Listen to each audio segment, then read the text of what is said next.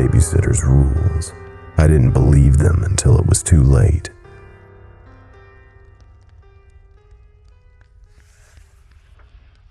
I've always loved kids and thought babysitting would be an easy way to earn some extra money while studying for my degree.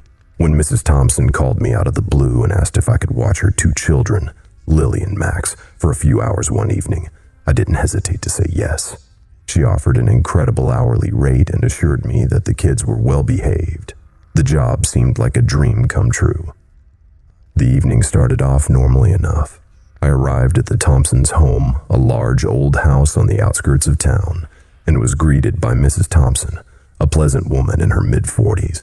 She introduced me to Lily, a sweet 5-year-old with curly blonde hair, and Max, a quiet 7-year-old who seemed a bit shy. After a brief tour of the house, Mrs. Thompson handed me a list of rules and instructions.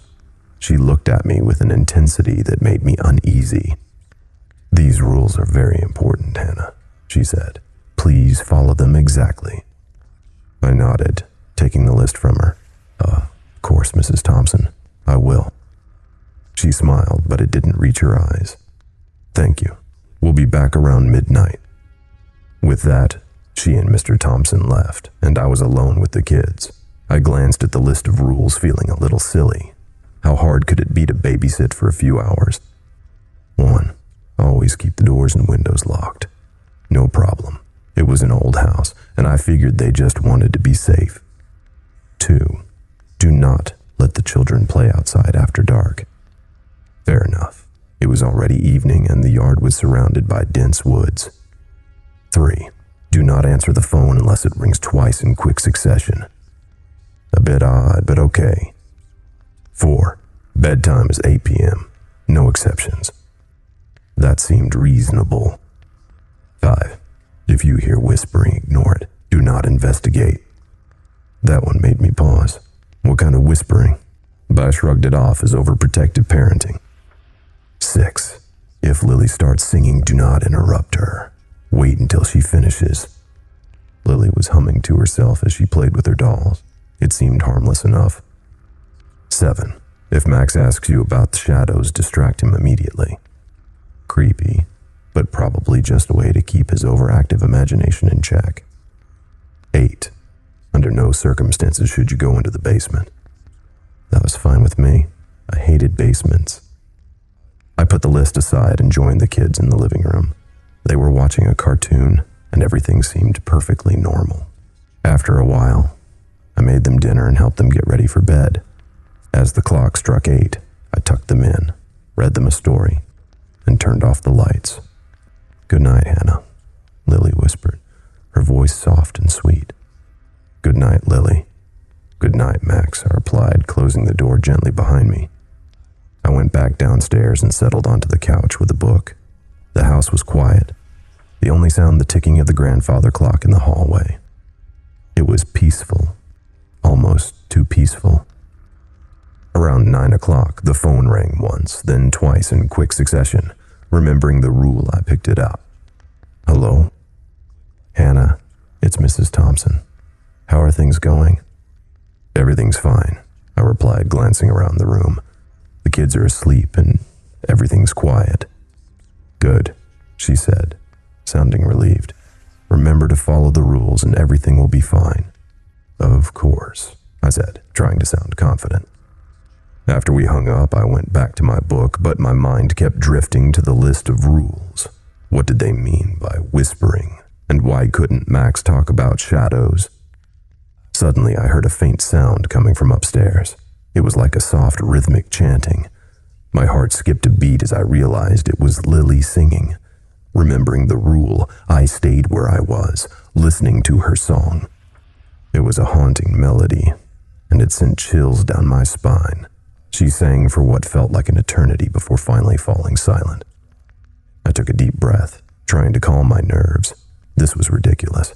It was just a song, but the house felt different now, like the air was thicker, heavier. A few minutes later, I heard another sound, this time from the hallway. It was a soft whispering noise, just barely audible. I strained to hear what it was saying, but I couldn't make out any words. My first instinct was to get up and check on the kids, but the rule echoed in my mind. If you hear whispering, ignore it. I stayed on the couch, my heart pounding. The whispering grew louder, more insistent. It felt like it was coming from right behind me, but I forced myself to stay put. After a few agonizing minutes, it stopped. The house was silent again, but the sense of unease lingered. Then I heard footsteps on the stairs. Slow, deliberate footsteps coming down, one step at a time. I turned toward the sound, my breath catching in my throat. Max appeared at the bottom of the stairs, his eyes wide and frightened. "Hannah," he whispered, "the shadows are moving." I remembered the rule and quickly stood up. "Hey Max, do you want some hot chocolate? Let's go to the kitchen." He nodded, his eyes darting around the room as if he was afraid something might jump out at him. I took his hand and led him to the kitchen, trying to keep my voice light and cheerful. "Do you like marshmallows in your hot chocolate?" I asked, hoping to distract him.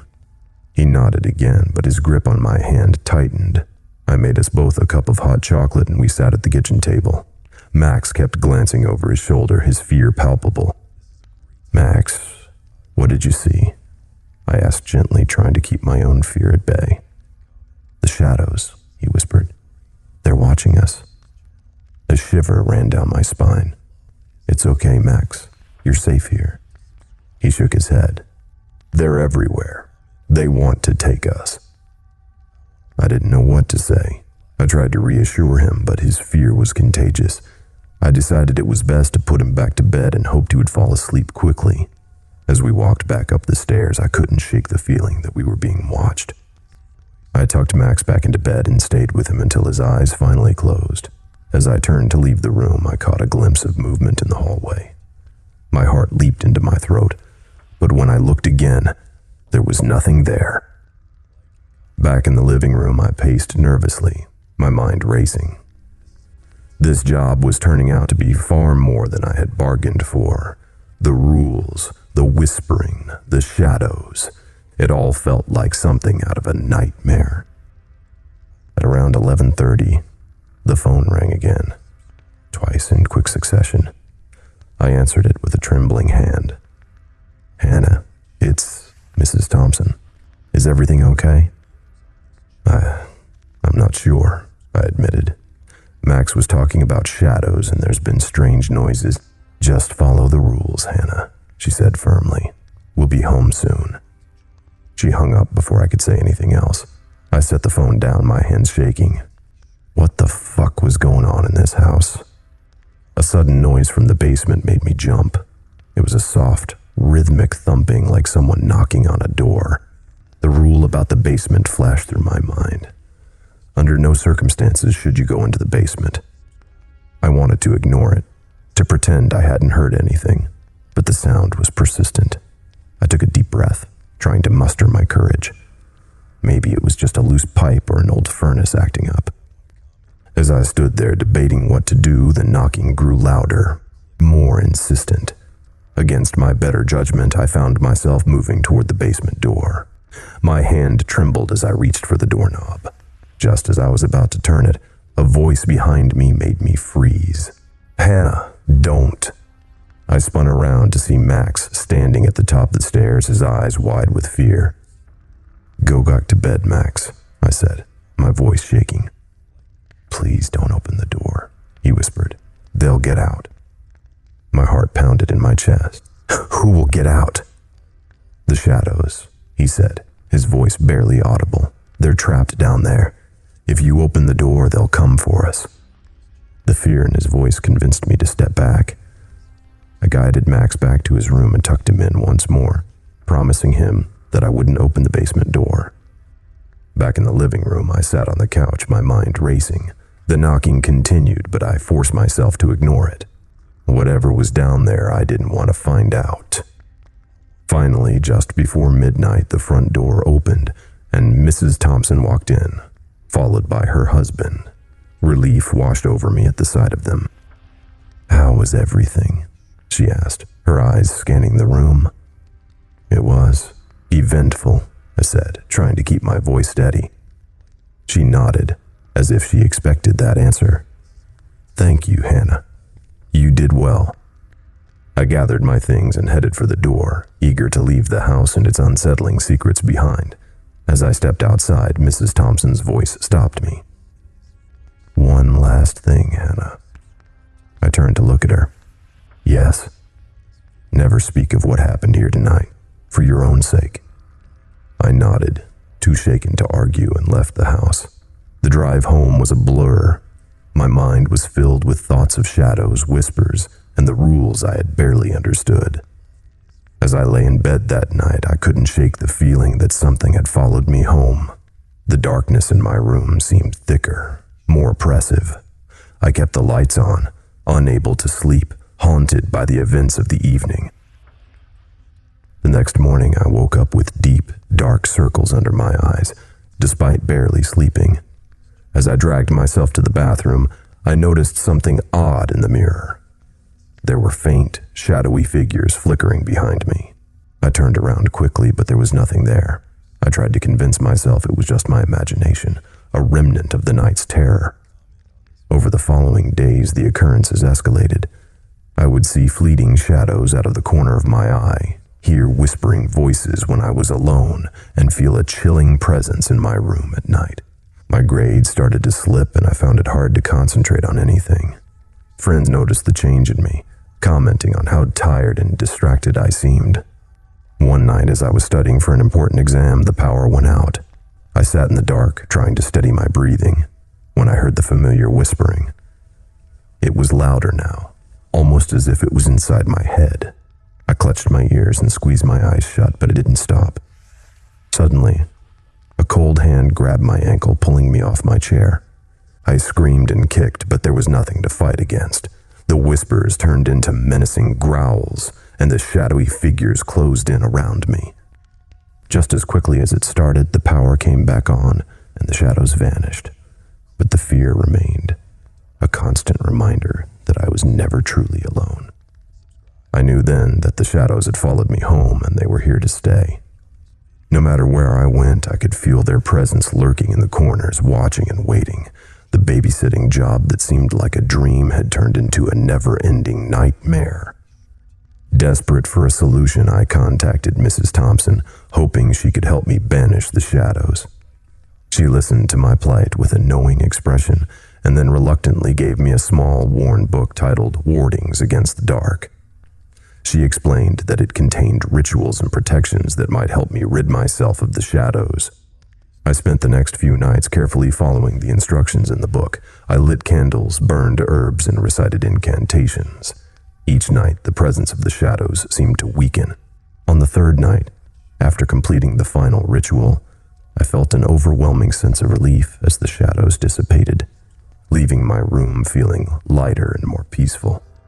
Although the immediate threat was gone, the experience had left a permanent mark on me. I no longer took safety for granted and always followed the rules Mrs. Thompson had given me, even in my own home. I never took another babysitting job, and the memory of that night stayed with me, a constant reminder of the things that lurk in the shadows, waiting for an opportunity to strike. The true horror had just begun, and it was far from over. But at least for now, I had found a way to keep the darkness at bay.